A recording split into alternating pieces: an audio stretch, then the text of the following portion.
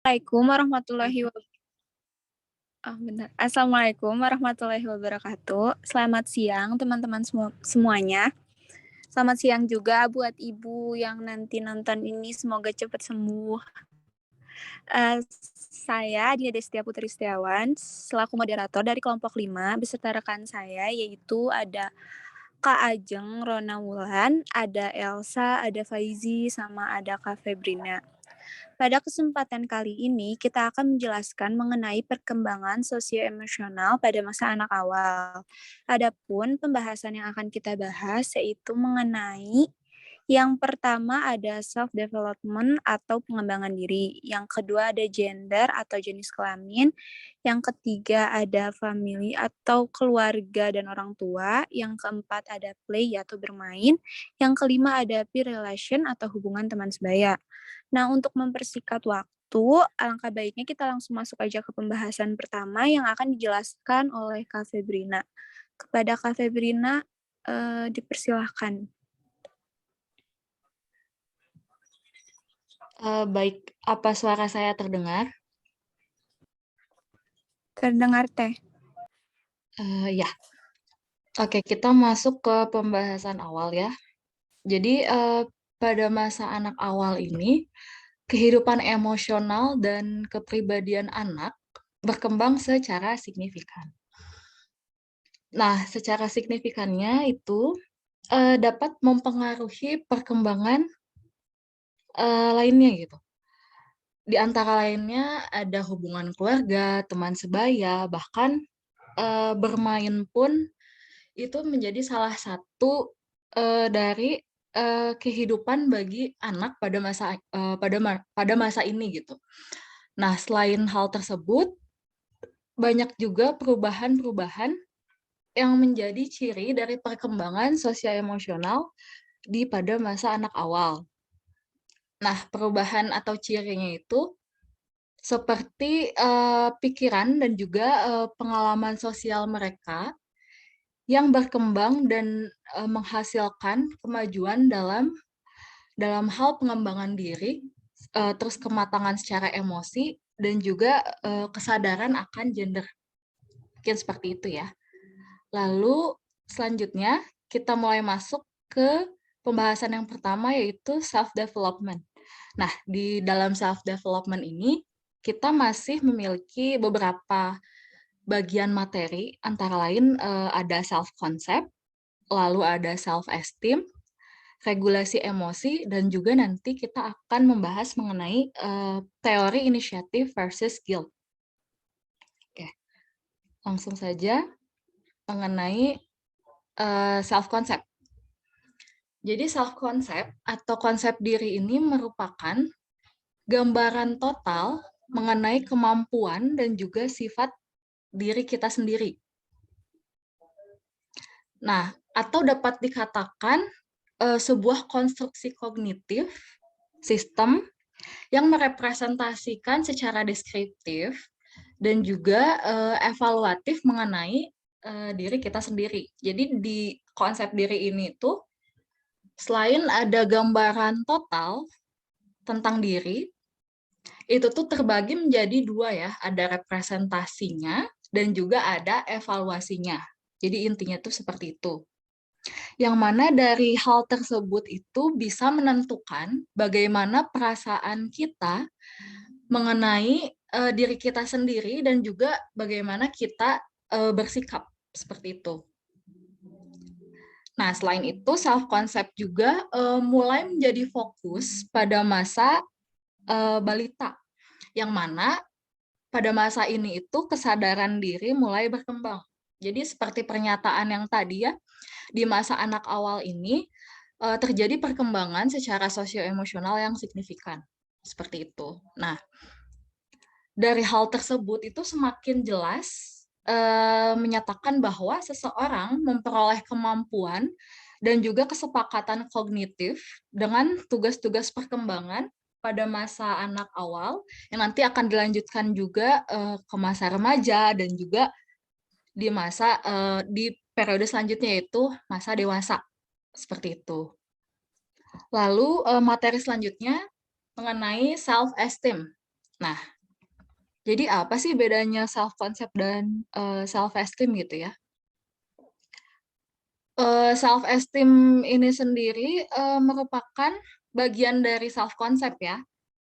Namun, self esteem ini lebih menitik beratkan kepada evaluasi diri mengenai penilaian yang dilakukan oleh anak-anak, tentang nilai dari keseluruhan diri mereka, seperti itu.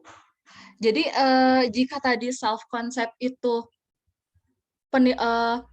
yang menggambarkan total diri mereka, tapi kalau self esteem ini lebih ke, bagaimana mereka memandang diri mereka gitu. Jadi lebih ke penilaiannya, jadi jatuhnya secara positifkah atau secara negatif, seperti itu. Jadi misalnya nih, kalau di self concept atau konsep diri, anak mulai mengeksplor tentang kemampuan mereka, kayak gitu kan. Misalnya mereka mulai tahu gitu, "Oh iya saya senangnya di sini, saya sukanya di sini." Itu di self concept. Nah, ketika sudah mulai, masuk ke self esteem, nah nanti dia akan, memberikan penilaian kalau, "Oh iya ternyata, saya" misalnya nih, "ternyata saya pinter nyanyi ya," misalnya. Jadi lebih ke penilaian, seperti itu. Nah,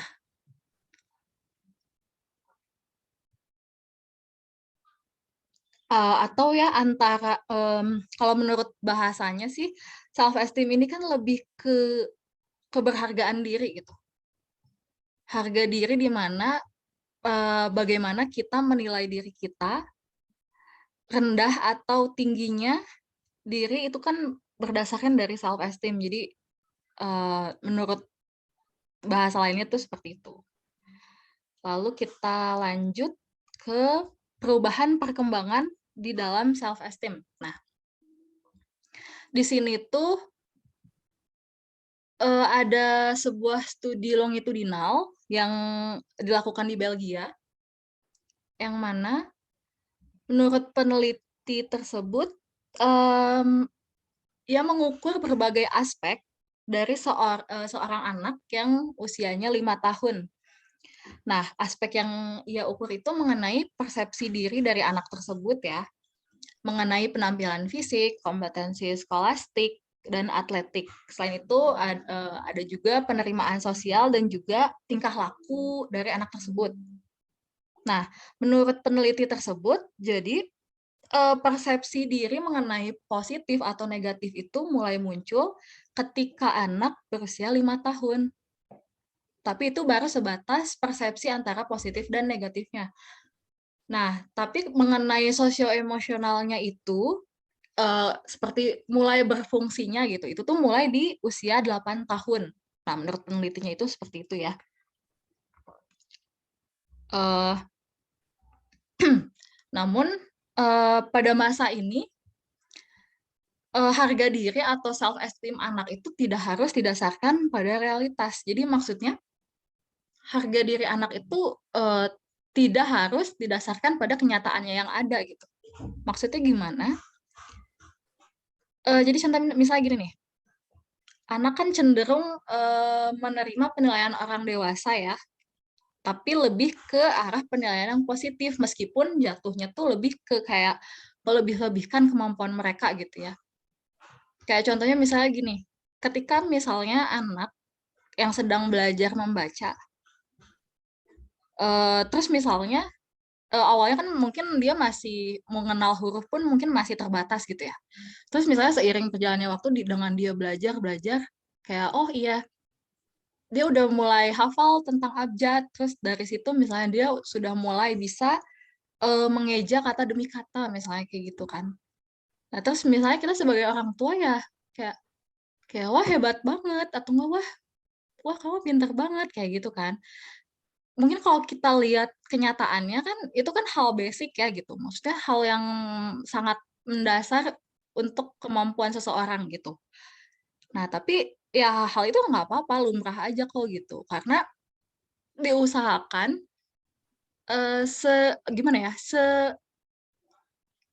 seadanya pertambahan perkembangan gitu ya, jadi sedikit banyaknya seorang anak mengalami perkembangan ya tetap harus diapresiasi gitu. Mungkin seperti itu ya. Lalu selanjutnya ada materi mengenai regulasi emosi. Nah, regulasi emosi ini lebih ke kemampuan seorang anak untuk memahami dan juga mengatur atau mengendalikan perasaan mereka. Jadi lebih ke kontrol emosi gitu. Nah, yang mana regulasi emosi ini dapat membantu anak membimbing perilaku mereka dan berkontribusi dalam kemampuan bergaul anak. Nah, jadi dari seorang anak ketika sudah bisa memahami dan juga mengatur emosi mereka, itu tuh merupakan salah satu kunci dari kemajuan sosioemosional mereka pada masa anak awal. Jadi dengan anak tersebut misalnya sudah mulai mengenal mengenai emosinya gitu ya, mulai bisa mengontrol sehingga hal tersebut kan pasti berpengaruh terhadap perilaku mereka gitu. Itu salah satu kunci dari kemajuan pada masa anak awal, seperti itu. Nah, lalu anak-anak yang bisa mengerti emosi mereka itu lebih baik dalam mengontrol cara mereka menunjukkannya dan juga lebih peka terhadap orang lain, seperti itu. Nah, karena kan di masa anak awal ini seperti yang tadi sudah disebutkan gitu ya, anak mulai berhubungan dengan sholat, mandi, makan. teman sebayanya gitu kan. Nah, hal tersebut tentu gitu kan dibutuhkan regulasi emosi yang baik Aisyah tara dalam memberikan tugas, Jo. berperilaku. Fauzan, maaf boleh di-mute mic-nya? Oh ya. Ya, terima kasih. Oke, kita lanjutin ya. Nah, kita lanjut. Jadi kan tadi seperti yang tadi gitu ya, kalau di masa anak awal ini kan anak-anak mulai menjalin relasi lah dengan teman sebayanya, dengan teman sekolahnya gitu. Nah, di mana ketika anak mempunyai regulasi emosi yang baik, hal tersebut dapat berkontribusi baik pula dalam kemampuan anak untuk bergaul. Di mana misalnya nih anak-anak prasekolah sudah dapat berbicara mengenai perasaan mereka dan dapat membedakan mengenai perasaan orang lain. Nah, selain itu mereka juga mengerti bahwa emosi ini terhubung dengan keinginan dan juga pengalaman. Seperti itu. Jadi, contohnya misalnya gini, jadi mereka itu ngerti bahwa seseorang itu misalnya dapetin sesuatu yang mereka mau, oh mereka bakal senang gitu. Dan kalau misalnya nggak didapetin, ya mereka bakal sedih. Itu contoh bahwa regulasi emosi mereka ya berjalan dengan baik. Karena mereka dapat mengidentifikasi dan mengenali gitu emosi yang mereka miliki. Seperti itu. Lalu di materi selanjutnya, yaitu teori dari Erik Erikson mengenai inisiatif versus guilt atau inisiatif versus rasa bersalah. Nah, menurut Erik Erikson, pada tahap ini itu mulai muncul konflik dan keinginan yang tumbuh untuk merencanakan dan melaksanakan kegiatan, juga rasa sakit hati yang mungkin dimiliki seorang anak mengenai rencana tersebut. Nah, lalu pada tahap ini, anak itu menggunakan keterampilan persepsinya, motoriknya, kognitif atau kemampuan berpikirnya, terus kemampuan berbahasanya juga untuk menghadapi sesuatu. Nah, menurut Erik Erikson pula, pada tahap ini anak-anak itu sangat bersemangat untuk pindah ke dunia sosial yang lebih luas. Nah, maksudnya bagaimana? Jadi kan di masa anak-anak ini tuh bisa dibilang keingintahuan seorang anak tuh kan besar sekali ya gitu. Jadi ketika seorang anak ingin mengetahui sesuatu, itu kan pasti sangat antusias gitu. Jadi ibaratnya, ya udah aja diterabas lah gitu, apa namanya, dilakuin tanpa mikirin konsekuensi ke depannya. Karena kan seorang anak ya belum bisa sampai ke sana ya pemikirannya gitu. Nah, tapi di balik hal tersebut, anak bisa juga merasa bersalah dengan tindakan yang telah ia lakukan gitu. Karena ya itu, karena kan dia belum bisa memperhitungkan yang terjadi itu nanti ke depannya bagaimana gitu. Yang penting dia senang, dia suka, dia antusias, ya udah dia lakukan gitu kan. Nah, maka dari itu misalnya ketika anak merasa bersalah, itu tuh akan berpengaruh kepada harga diri atau self esteem dari anak itu sendiri gitu. Jadi sebenarnya semua hal itu ya balik lagi kepada self concept atau konsep diri dari anak tersebut. Jadi ketika konsep diri anak tersebut sudah terbangun dengan baik, otomatis hal lainnya pun, misalnya dalam mereka bersosialisasi dengan teman sebayanya, bagaimana mereka meregulasikan emosinya, mereka berinteraksi dengan banyak orang, itu akan berjalan dengan baik pula gitu. Walaupun ya pasti dalam pelaksanaannya tentu ada hambatan-hambatan tertentu gitu. Karena kan tidak mungkin stabil terus gitu. Tapi ya perlu ditekankan bahwa hal yang paling mendasar itu mengenai konsep diri. Jadi sedari dini kita perlu mengetahui bagaimana, maksudnya mengetahui, apa yang kita inginkan, apa tujuan kita, hal-hal tersebut itu ya pasti sangat, mempengaruhi ke perkembangan-perkembangan berikutnya. Jadi ini tuh saling, ada benang merahnya gitu ya dari perkembangan sosial emosional pada masa anak awal, lalu nanti beralih hingga dewasa. Mungkin seperti itu. Saya kembalikan kepada moderator. Baik, terima kasih Kak Febrina atas penjelasannya. Untuk penjelasan selanjutnya akan dibahas oleh Elsa. Kepada Elsa dipersilahkan.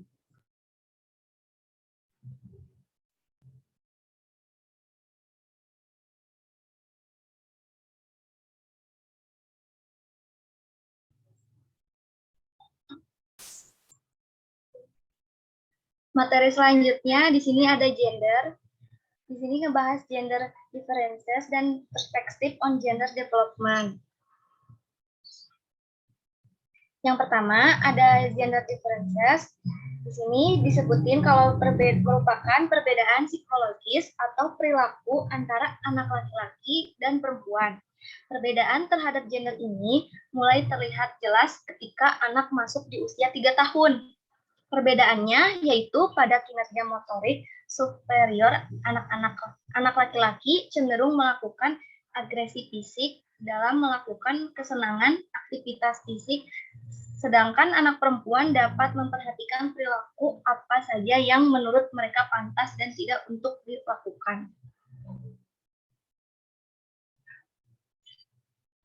Dilanjut. Terus di sini ada perbedaan gender dalam kognitif. Perbedaan gender dalam aspek kognitif, sebagai contoh anak laki-laki dan perempuan dapat mengerjakan tugas yang melibatkan matematika dasar sama baiknya, tetapi anak perempuan jauh lebih baik dalam ujian kelancaran verbal, perhitungan matematis, dan memori untuk lokasi objek. Sedangkan anak laki-laki cenderung tampil lebih baik dalam analogi verbal. Masalah kata matematika dan memori untuk konfigurasi spasial. Namun perbedaan ini tidak sampai hingga sekolah dasar.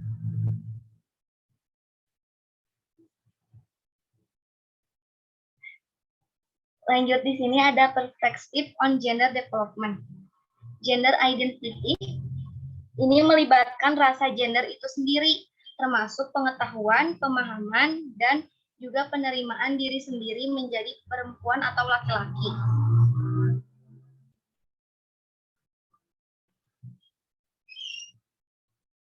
aspek-aspek yang berhubungan dengan gender identity.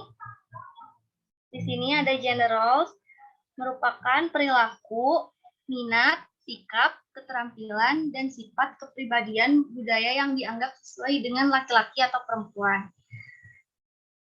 Ada juga gender typing, merupakan proses dilekatkannya peran gender terhadap anak-anak. Biasanya terjadi pada masa anak awal, dan setiap anak-anak memiliki peran gender yang berbeda. Nah, ada lagi gender stereotypes, merupakan tanggapan yang sudah melekat tentang perbedaan perilaku peran pria dan wanita. Misalnya, semua perempuan dianggap pasif dan bergantung, sedangkan laki-laki dianggap agresif dan mandiri.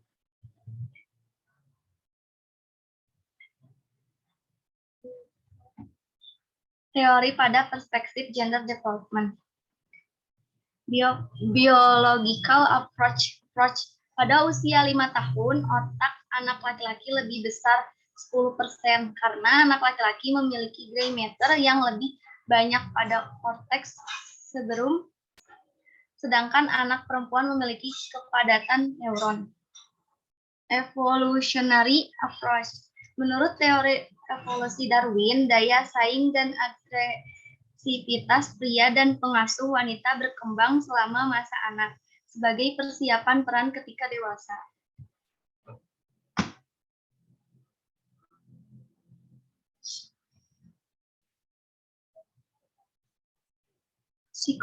Psychoanalytic approach.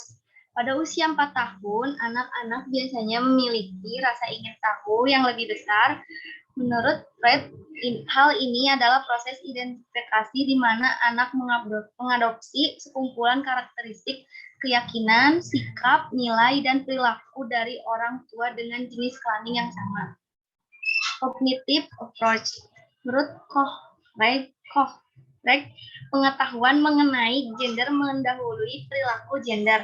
Saat mereka menyadari jenis kelaminnya, mereka akan mengadopsi perilaku yang mereka anggap konsisten. Social learning approach. Dalam teori pendekatan ini memperoleh peran gender dari pengamatan mereka terhadap orang tua, guru, teman sebaya, dan institusi masyarakat. Menurut sosial kognitif, teori observasi memungkinkan anak-anak untuk belajar banyak tentang perilaku gender sebelum mereka melakukannya. Mereka secara mental dapat menggabungkan pengamatan beberapa model dan dapat menghasilkan variasi perilaku mereka sendiri.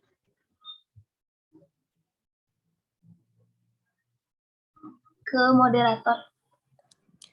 Nah, selanjutnya kita lanjut aja ke pembahasan selanjutnya, yaitu families, yaitu orang tua atau keluarga.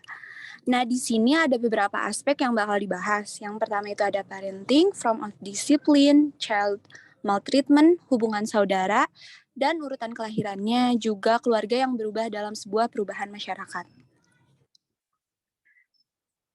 Nah, perkembangan sosio-emosional anak tuh erat hubungannya dengan faktor pola asuh di keluarga. Kenapa? Karena keluarga merupakan salah satu hal terpenting dalam pengasuhan anak, di mana anak dibesarkan dan dididik oleh keluarga. Nah, orang tua merupakan cerminan yang bisa dilihat dan ditiru oleh anaknya dalam keluarga. Oleh karena itu, pengasuhan anak merupakan kewajiban yang harus dilaksanakan oleh setiap orang tua. Nah, kesalahan dalam pengasuhan anak juga dapat membawa dampak ketika dewasa nanti. Seorang anak akan merasa trauma bila pengasuhan di keluarganya dilakukan dengan cara memaksa. Lain halnya jika anak selalu dipenuhi permintaannya oleh orang tuanya, membuat mereka terlahir menjadi pribadi yang manja. Oleh karena itu, orang tua harus bisa menerapkan pola pengasuhan yang fleksibel, namun tetap bisa menanamkan nilai positif kepada anak. Nah, berdasarkan hal tersebut, untuk memahami variasi dalam pengasuh anak, kita bisa memperhatikan bagaimana sih gaya yang digunakan orang tua saat berinteraksi dengan anak, bagaimana mendisiplinkan anak, dan bagaimana mengasuh anak secara bersama. Nah, yang selanjutnya menurut Diana Baumritt pada tahun 1971, ia menjelaskan mengenai 4 jenis gaya parenting. Yang pertama yaitu ada authoritarian parenting. Authoritarian parenting ini adalah gaya yang bersifat membatasi dan menghukum, di mana orang tua mengharuskan anaknya untuk mematuhi dan menghormati segala jerih payah mereka. Nah, gak menutup kemungkinan orang tua otoritarian ini juga kadang memukul, lalu menetapkan aturan-aturan yang kaku tanpa memberikan penjelasan. Nah, biasanya tuh anak-anak dari orang tua seperti ini tuh seringkali merasa tidak bahagia, takut, dan cemas ketika membandingkan dirinya dengan orang lain, tidak memiliki inisiatif, dan memiliki keterampilan komunikasi yang buruk. Nah, yang selanjutnya yaitu ada authoritative parenting. Authoritative parenting ini adalah gaya parenting yang mendorong anak-anak untuk mandiri, namun masih tetap memberikan batasan dan kendali atas tindakan anak. Biasanya orang tua dari jenis gaya parenting ini merupakan orang tua yang hangat, mereka merangkul dan cenderung mengarahkan.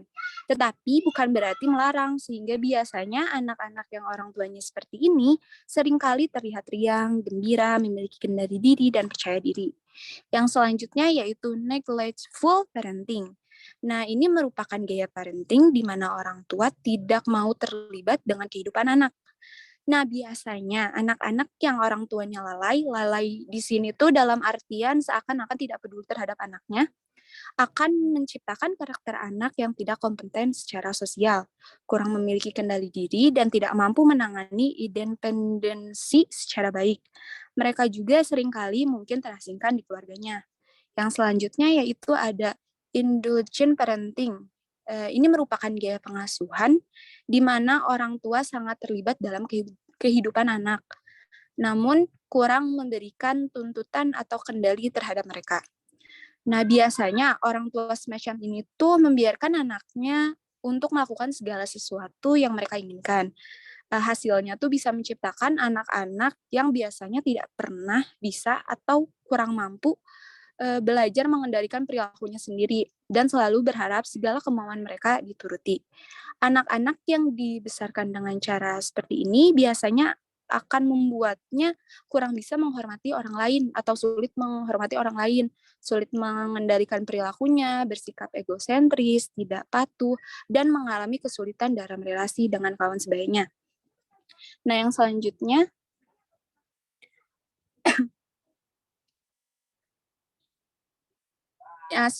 yaitu kita bahas tentang form of discipline. Nah, kata disiplin di sini berarti instruksi atau pelatihan. Nah, disiplin di sini mengacu pada metode pembentukan karakter dan pengajaran pengendalian diri dan perilaku yang dapat diterima oleh anak. Nah, yang selanjutnya kita bahas mengenai reinforcement and punishment. Nah, seperti yang kita tahu, tuh kata-kata dan tindakan yang mendukung, juga sikap disiplin yang lembut dalam mengajari atau memberi contoh pada anak adalah perilaku positif yang tentu saja harus diulangi secara terus-menerus. Orang tua terkadang menghukum anak untuk menghentikan perilaku yang tidak diinginkan, tetapi anak biasanya belajar lebih banyak dari penguatan untuk perilaku yang baik. Penguatan yang dimaksud di sini yaitu external reinforcement yang dapat berwujud lebih banyak waktu bermain, atau senyum, kata pujian, pelukan, perhatian ekstra, atau hak istimewa kepada anak. Sedangkan internal reinforcement tuh dapat berupa menunjukkan rasa senang atas pencapaian yang telah dicapai anak.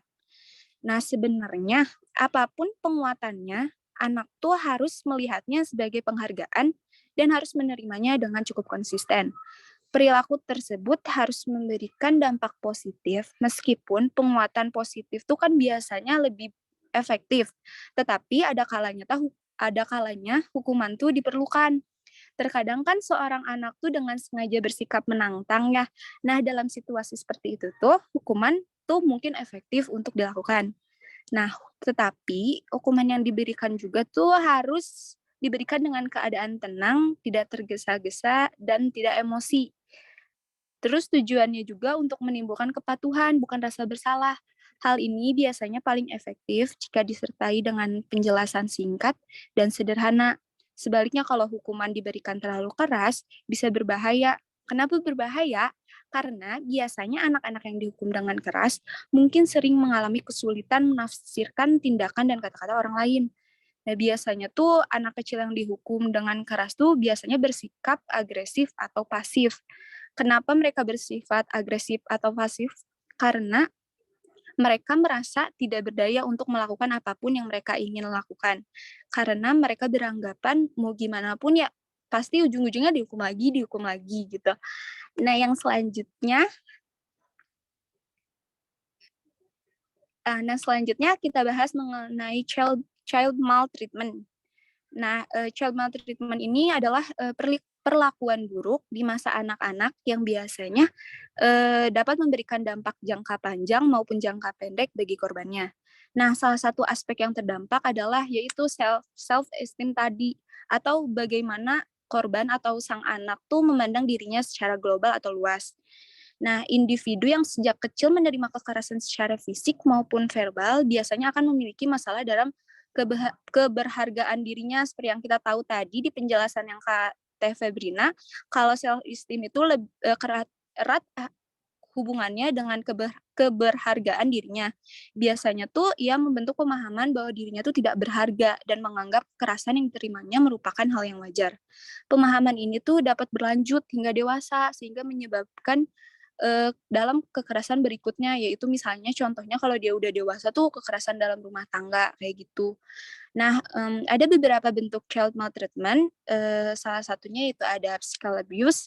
Physical abuse ini secara luas merupakan kekerasan pada anak di usia dini, yang dapat didefinisikan sebagai kekerasan tindakan fisik. Kekerasan fisik pada anak ini dapat ditandai dengan kayak adanya cedera, terus memar, patah tulang.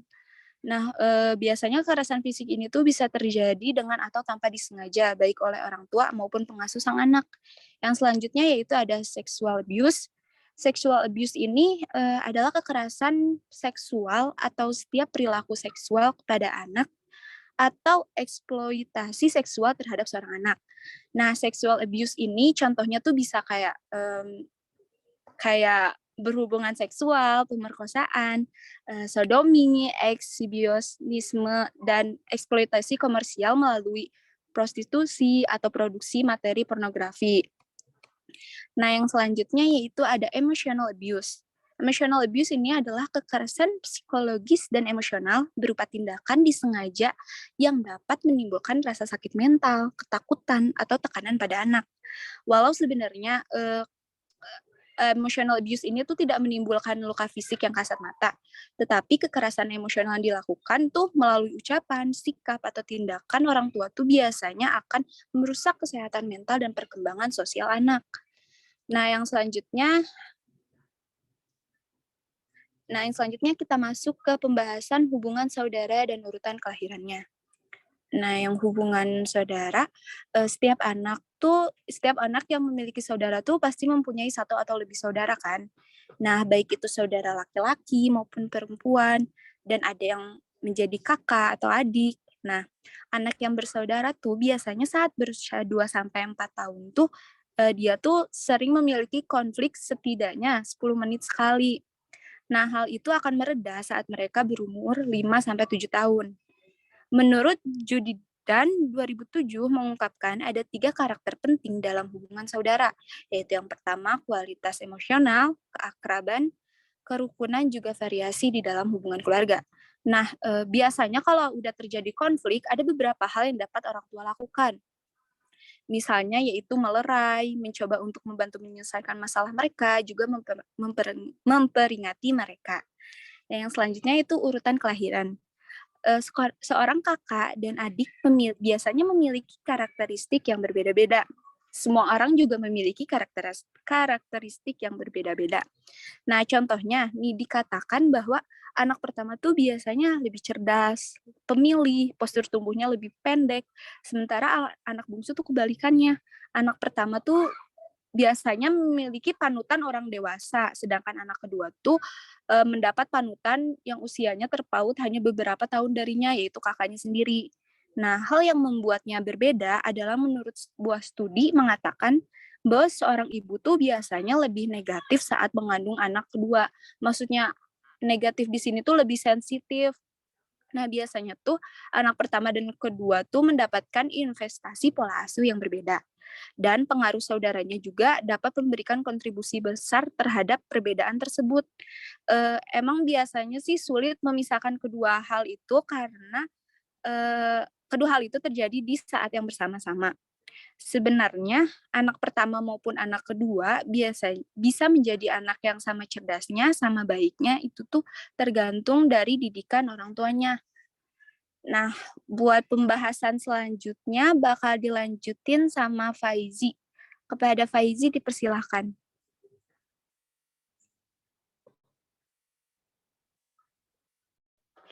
Halo, tes. Kedengeran? Ya udah. Oke. Saya bakal ngejelasin nih tentang keluarga yang berubah dalam sebuah perubahan masyarakat. Yang pertama, orang tua yang bekerja. Saat orang tua lelah di pekerjaannya karena lembur atau di saat stres karena pekerjaannya, biasanya orang tua akan lebih mudah marah dan kesal sehingga bisa saja berimbas pada anaknya. Jadi kan sering juga nih kita rasain gitu buat yang orang tuanya kerja gitu kan. Kadang-kadang pada saat pulang kerja karena orang tua kita capek gitu ya. Kadang-kadang kita jadi salah sedikit dimarahin gitu kan gitu. Terus yang kedua, anak broken home. Anak-anak dalam keluarga bercerai biasanya akan menunjukkan masalah eksternal seperti melakukan kenakalan dan masalah internal seperti kecemasan dan depresi. Juga kurang bertanggung jawab. Gitu. Terus yang ketiga, orang tua gay atau lesbian. Anak-anak yang tumbuh dalam keluarga gay dan lesbian biasanya akan memiliki ketertarikan yang sama seperti orang tuanya gitu. Terus yang keempat, budaya. Pola asuh dapat dipengaruhi oleh budaya, etnis, dan status sosial ekonomi orang tuanya. Sebagai contoh, pola asuh anak yang orang tuanya menengah ke atas berbeda dengan pola asuh anak yang orang tuanya berekonomi menengah ke bawah gitu. Terus ada yang bakal dibahas lagi nih tentang bermain nih, play. Fungsi bermain dan jenis permainan. Fungsi bermain menurut para ahli. Menurut Freud dan Erikson, agar dapat menguasai kecemasan dan mengatasi konflik nih si bermain itu teh. Terus menurut Piaget, bermain ini untuk memajukan perkembangan kognitif anak. Terus menurut Sanders, bermain ini sarana untuk mengatasi frustasi dan melepas ketegangan yang terpendam. Next. Terus jenis permainan. Yang pertama ada sensori motor dan practice play. Permainan yang dilakukan untuk memperoleh kesenangan dari melatih skema sensori motor anak. Terus yang kedua, pretense dan symbolic play. Permainan di mana sang anak belajar mengubah objek dan menggantinya dengan objek lain dan bertindak terhadap objek tersebut seolah-olah objek tersebut adalah objek lain.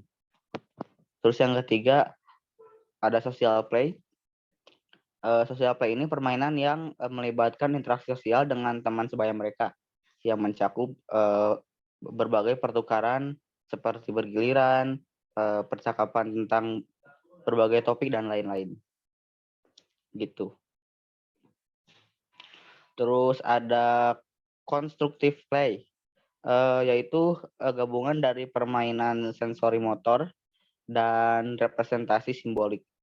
Yang kelima ada games, kegiatan yang dilakukan anak-anak untuk kesenangan mereka yang memiliki aturan tersendiri. Menurut penelitian, insiden tertinggi bermain game terjadi antara usia 10 dan 12 tahun. Setelah usia 12 tahun, popularitas game menurun. Gitu. Terus peer relation. Hubungan grup teman sebaya, perubahan perkembangan atau development changes, friends, atau Pak Uji, itu bagian aku. oh iya maaf. Iya. Selanjutnya bakal dibacain sama Ajeng. siapa? Oh ya, sama Teh Ajeng. Oke, aku bakal ngejelasin itu apa peer relation. Kalau misalkan suaranya agak berisik, maaf ya. Jadi peer relation itu seiring bertambahnya usia anak-anak, mereka menghabiskan lebih banyak waktu dengan teman-teman sebayanya dengan usia atau tingkat kedewasaan yang kira-kira sama. Nah, peer relation ini terbagi menjadi 4 ya. Oke, next slide. Yang pertama itu ada peer group relation. Salah satu fungsinya yang paling penting adalah menyediakan sumber informasi dan perbandingan tentang dunia di luar keluarga. Anak-anak menerima umpan balik tentang kemampuan mereka dari kelompok sebaya mereka. Anak-anak mengevaluasi apa yang mereka lakukan dalam hal apakah itu lebih baik atau lebih buruk dari apa yang dilakukan anak-anak lain. Nah, sulit untuk membuat penilaian ini di rumah karena saudara kandung biasanya lebih tua atau lebih muda.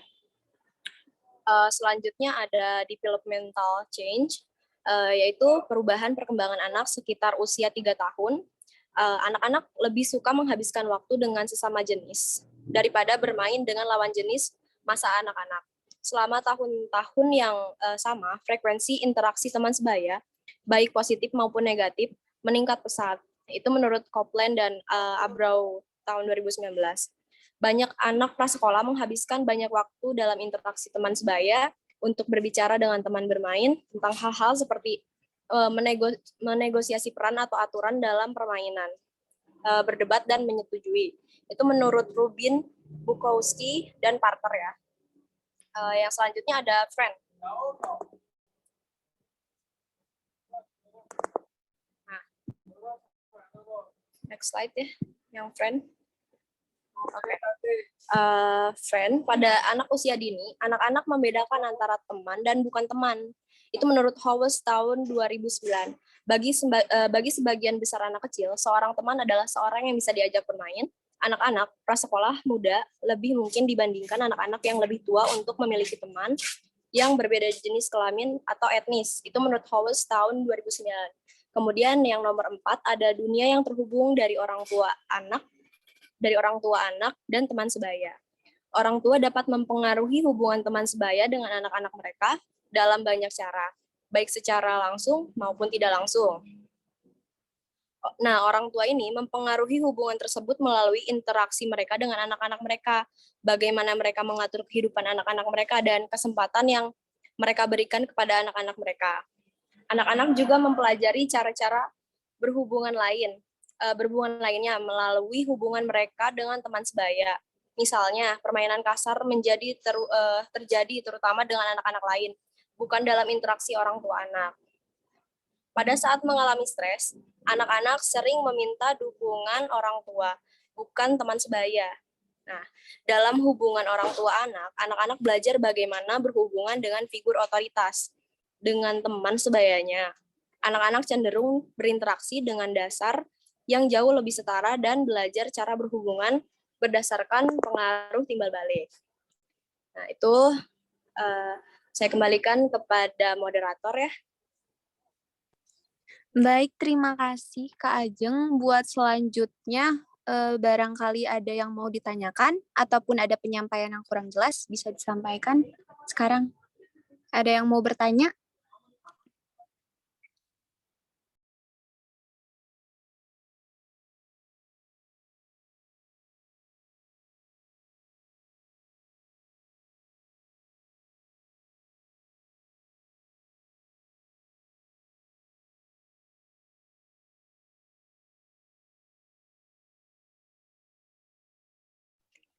Nggak ada yang mau nanya kah? Apa udah cukup jelas?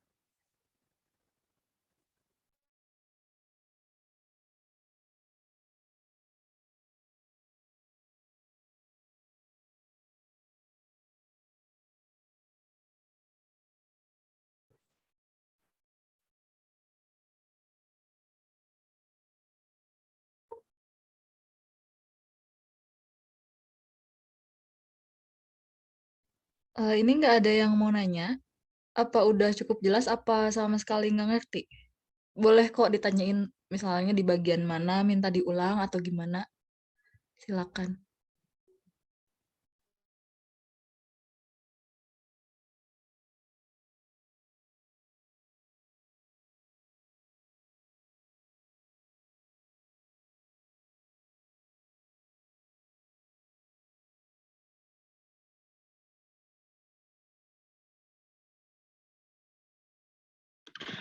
Ya silakan yang mau bertanya. Kalau nggak ada yang nanya, kita yang nanya nih.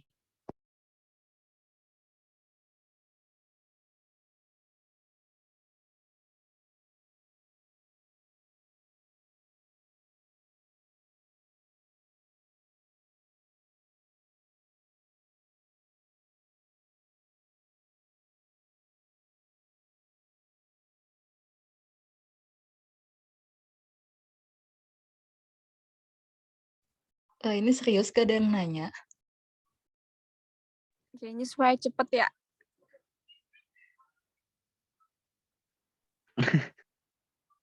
Kan Lupa nggak ada yang biasanya. mau nanya kah? Apa karena nggak ngerti atau Nah, gimana? karena kan kalau nggak ada yang nanya kan kita nggak tahu ya ini emang udah ngerti semua atau Iya. sama sekali nggak ngerti gitu. Terus walaupun kalian sekarang gak nanya juga, pasti nanti di deskripsi YouTube-nya juga pasti harus ada yang nanya. Soalnya nanti bakal dijelaskan ulang mungkin sama ibunya. Nah iya, seperti itu. Mungkin di pertemuan selanjutnya bakal Ibu singgung sedikit gitu soal materi ini. Iya.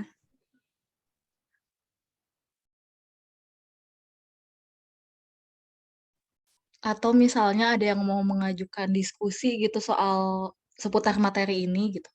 Boleh, mangga. Pik. Ya, Ji, apa? Nggak akan bertanya. Izin tanya, Pak Iji ya. Iya. Sebal Mau Fikri. bertanya sudah, Pak Fikri? Ya, mau. Jadi kan tadi Pak Iji bilang itu game itu pentingnya buat anak-anak. Bener gak, Ji? Ji. Iya, betul, Pak Fikri. Jadi yang mau saya tanyain teh, apa sih kegunaan dari game itu sampai disebut si game itu penting untuk perkembangan dan pertumbuhan anak itu? Gitu, Ji. Iya, terima kasih Pak Fikri. Kita tampung dulu pertanyaannya ya. Nanti Ya, kita sudah. jawab. Langsung jawab aja nggak Ya, sih? Terima kasih Bapak Pak Iji. Langsung jawab aja nggak sih? tampung dulu aja lah biar Nggak ini. apa-apa, kita tampung dulu aja. Ini di kolom chat juga Itu ada yang bertanya. ada yang Nur. Enggak, Bapak moderator. Fikri, tolong maaf Bapak Fikri, boleh pertanyaannya sekali lagi ditulis di chat Bapak Fikri, terima kasih. Boleh Pak Iji, boleh. Siap-siap. Oke, ada yang mau nanya lagi? Biasanya Tarmila nanya, ih Tarmila kemana?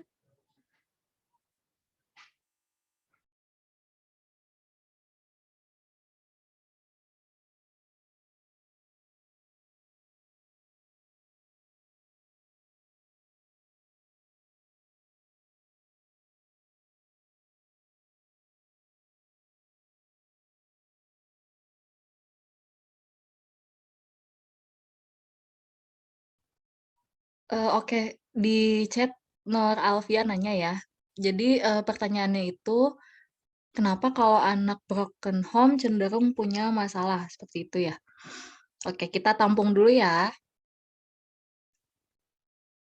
Mungkin bisa satu Terima kasih Bapak Fikri. lagi untuk termin pertama, seperti biasa. Satu pertanyaan lagi. Ada yang mau bertanya kah? Aduh.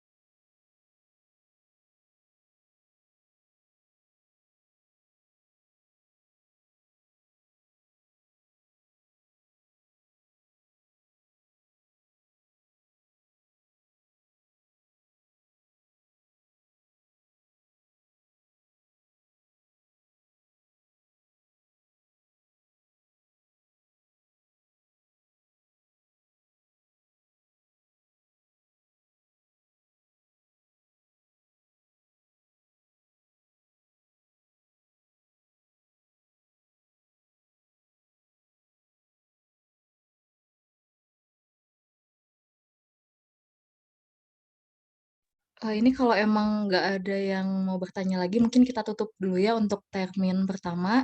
Mungkin silakan yang mau menjawab langsung aja ya. Iya Teh, mungkin mau jawab dulu pertanyaan yang Fikri tadi. Mungkin teman-teman juga nanti bisa tambahin ya tentang pertanyaan Fikri ini gitu, tentang jawabannya. Jadi seperti yang udah dijelasin tadi ya, si permainan ini si bermain ini itu bukan semata-mata permainan kayak FF gitu, maksudnya gitu. Jadi si permainan itu permainan yang melatih motorik anak gitu kan. Itu karena anak kecil itu kalau misalnya kita dikasih belajar terus-terusan ya pasti gabut gitu, pasti nggak akan ini gitu, nggak akan masuk. Makanya disebut ada yang namanya playgroup gitu. Jadi playgroup ini banyak banget kan gitu. Diajarinnya tuh dengan cara bermain gitu, dengan cara bermain. Terus ini juga nih kata Freud Erikson juga, agar dapat menguasai kecemasan dan mengatasi konflik. Nah, itu salah satu ininya gitu. Terus untuk memajukan perkembangan kognitif anak, terus sarana untuk mengatasi frustasi dan melepaskan ketegangan yang terpendam. Nah, kan seperti yang dijelasin tadi ya gitu. Anak itu kalau disuruh belajar terus-terusan ya pasti kesel gitu. Makanya anak-anak mah penting banget nih kalau apa namanya, anak-anak itu penting banget kalau misalnya belajarnya sambil bermain gitu. Pasti kan bawaan ke si anaknya juga pasti lebih senang, lebih happy gitu kan gitu. Begitu Pak Fikri, sekian. Ada yang mau nambahin? Saya mau nambahin ya. Jadi tadi benar ya yang kata Faizi. Saya mau nambahin dikit aja. Jadi gini, kan Fikri nanya, kenapa sih bermain itu sangat penting untuk perkembangan anak gitu ya. Nah, kita lihat dulu, ini bermainnya kan di perkembangan pada masa anak awal. Yang mana pada masa anak awal kan emang masa-masanya anak untuk bermain ya gitu. Makanya tadi benar adanya playgroup gitu kan, playground, PAUD gitu kan. Nah, makanya sebenarnya tuh ya kayak prasekolah tuh gitu ya, malah termasuk taman kanak-kanak pun kan sebenarnya lebih ke anak ya untuk enggak ada tuntutan anak untuk bisa menguasai sesuatu gitu. Mempunyai kemampuan terhadap sesuatu kan enggak sebenarnya ya gitu. Kalau kita lihat memang dari konsep anak bermain.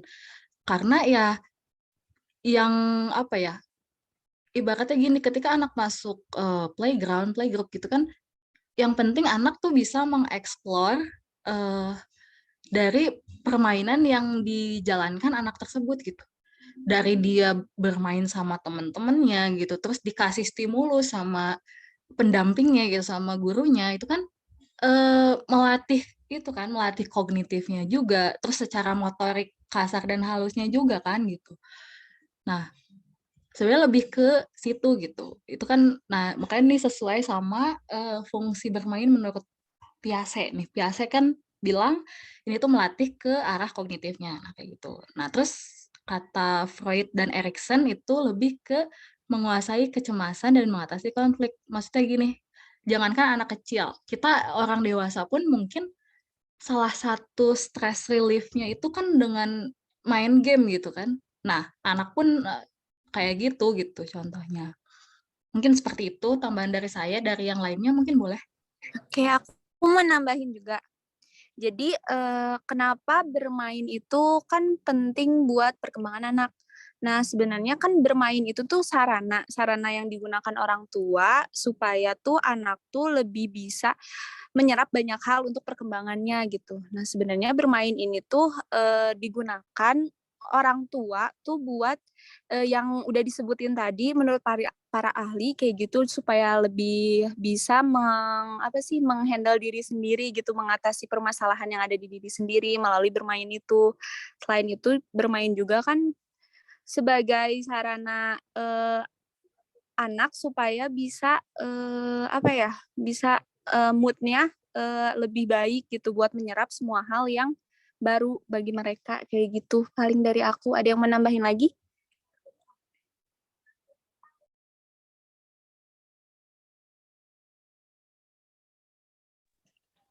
Apa udah cukup? Fikri gimana, udah cukup?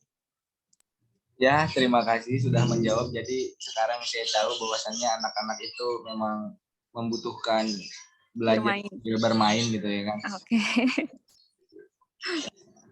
Ya, terima kasih Fikri atas pertanyaannya. Ya, sama-sama.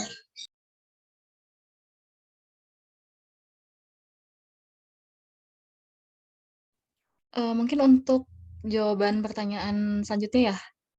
Siapa yang mau jawab?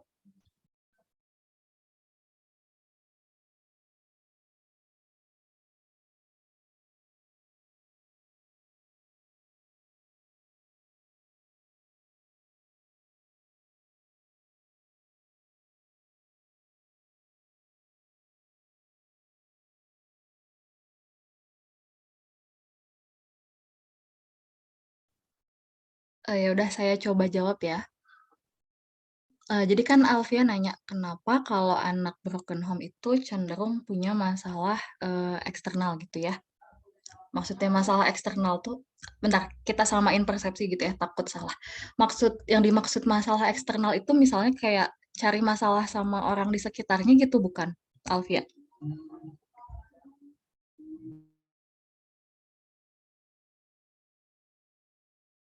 Oh iya, oke. Jadi kayak misalnya kayak di sekolahnya kayak nyari ribut gitu ya, kayak contohnya kayak gitu mungkin. Nah, kalau ditanya kenapa ya gitu, sebenarnya gini kan, maksudnya kita baliknya tadi ke slide yang tadi dulu. Nah, di sini kan dikatakan nih anak-anak dalam keluarga yang broken home. Jadi gini, sebenarnya sih kalau broken home tuh nggak selalu ini ya, kita harus luruskan dulu. Broken home tuh nggak selalu keluarga yang cerai gitu ya. Keluarga yang utuh pun kalau misalnya di dalam di dalam pondasi keluarganya saling ribut gitu ya, tidak saling mengayomi, ya itu tetap bisa dibilang broken home gitu ya. Seperti itu. Nah, di sini kan bilang katanya biasanya akan menunjukkan masalah eksternal seperti kenakalan gitu ya. Nah, kenapa demikian? Karena kan ibaratnya gini, kayak dia di dalam keluarga tuh udah dapet tekanan gitu ya. Ibaratnya dia nggak ada tempat buat berlindung lah gitu. Seharusnya keluarga tuh jadi tempat berlindung buat dia gitu, apalagi di masa perkembangannya.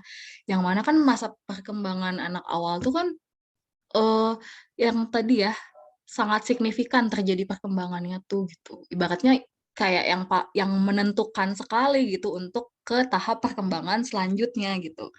Nah, jadi ketika ada dia mengalami broken home gitu ya di rumahnya, nggak damai gitu ya. Jadi ibaratnya dia cari masalah gitu keluar ya, bisa salah satu alasannya ya karena dia mencari atensi gitu, mencari perhatian gitu. Karena kan di rumah dia nggak ada yang merhatiin gitu. Sedangkan namanya anak, jangankan anak sih, kayak orang dewasa pun pasti perlu dong perhatian, perlu dong afeksi gitu ya. Terutama dari orang tua gitu. Jadi ya di sini saya nggak mengatakan semua anak broken home seperti itu, tidak ya. Ini lebih ke kemungkinan terburuk ketika anak mengalami broken home gitu ya. Yaitu bisa mencari masalah di luaran sana gitu. Makanya seperti ada stigma lah gitu. Anak broken home tuh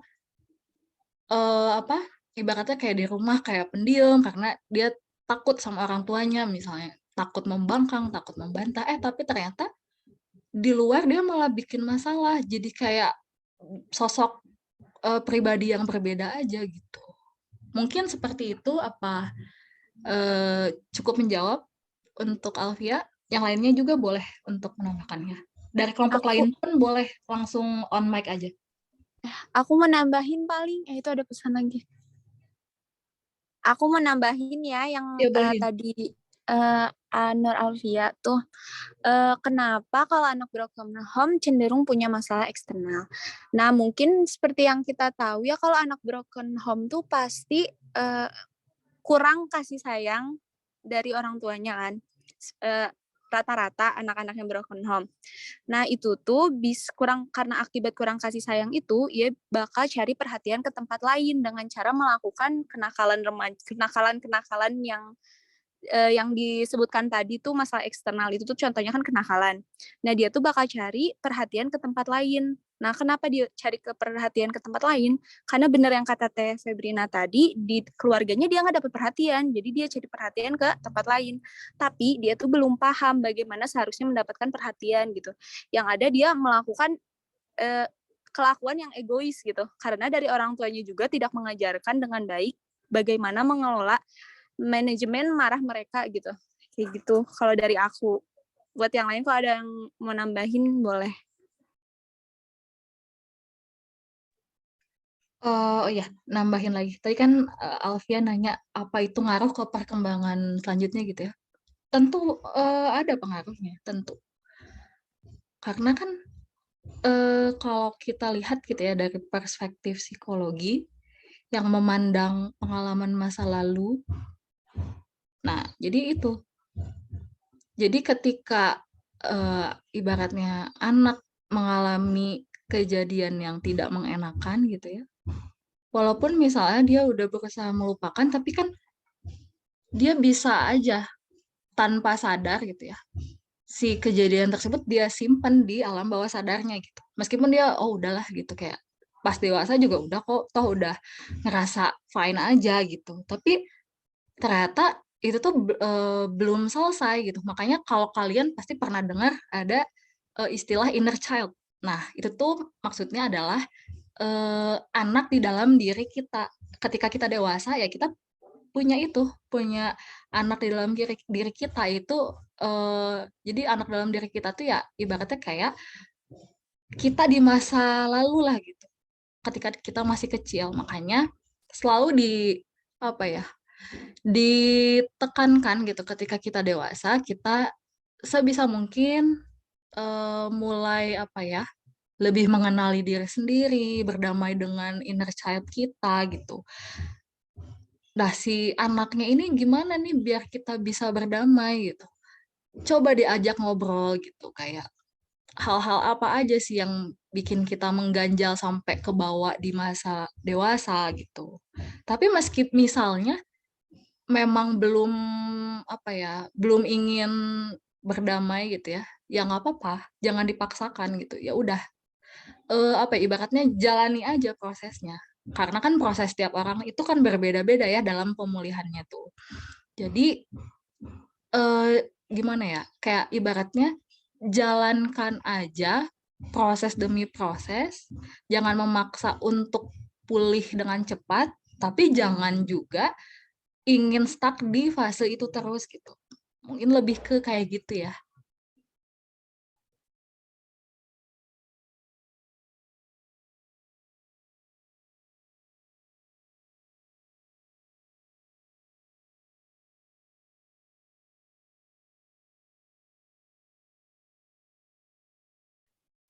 Gimana Nur Alfia, apa cukup apa masih ada yang ingin ditanyakan? Atau yang lainnya? Mangga. Ya, yang lain kalau mau bertanya silahkan.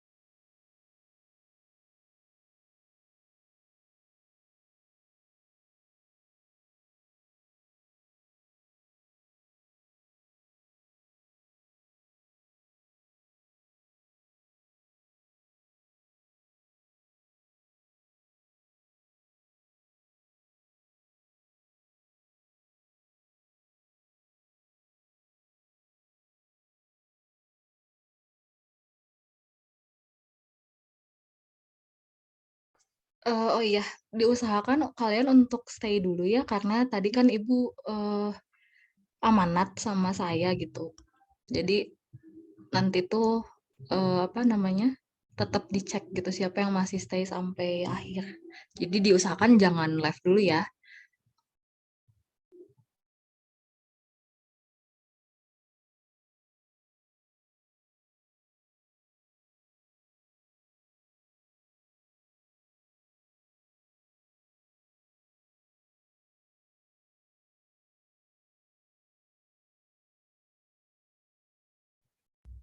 Karena kita waktunya kan habis sampai 14.30, jadi masih ada beberapa menit lagi. Jadi kelompok kami tetap memberi kesempatan bagi kalian yang masih ingin bertanya atau ingin berdiskusi atau menanggapi yang tadi, atau bahkan misalnya mau menyanggah, dipersilakan.